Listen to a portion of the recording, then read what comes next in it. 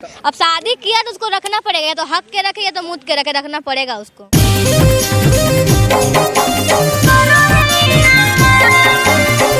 मेरा हस्बैंड शादी किया और भाग गया। हस्बैंड शादी किया और भाग गया।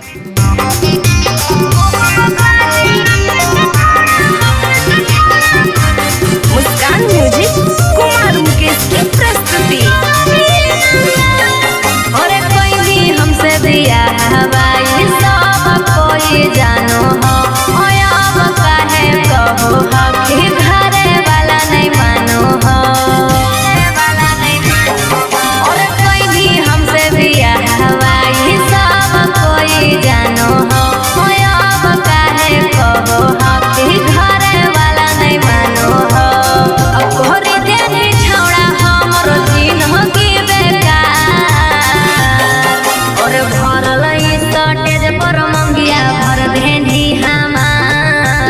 अब काहे रखे से छौड़ा करही नकार, और पहिले ना देखनी कहीं न चनिए से प्यार। अब काहे रखे के डरे हो गेली खराब।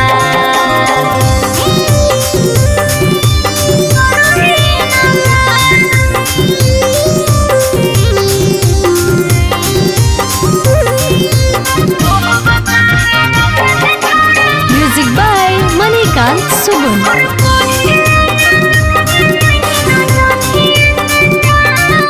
हमको रहना है तो आपके बेटा ही के साथ, और बहू बनना है आप ही के। आपके वजह से मेरे घर वाला हमको निकाल चुके हैं। सुन खेल गेली छौड़ा हमार दिला से खेल रे, लगो भेजाई दियो तोरा हम जेल रे। खेल गेली छौड़ा हमार दिला से खेल रे, लगो भेजाई दियो तोरा हम जेल रे।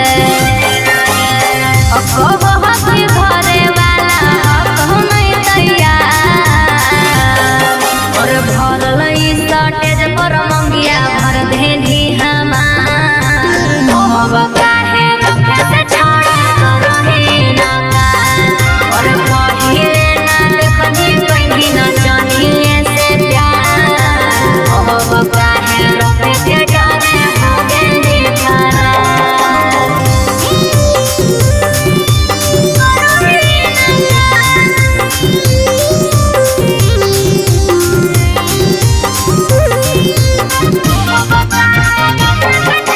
Music by Manikant सुगुन।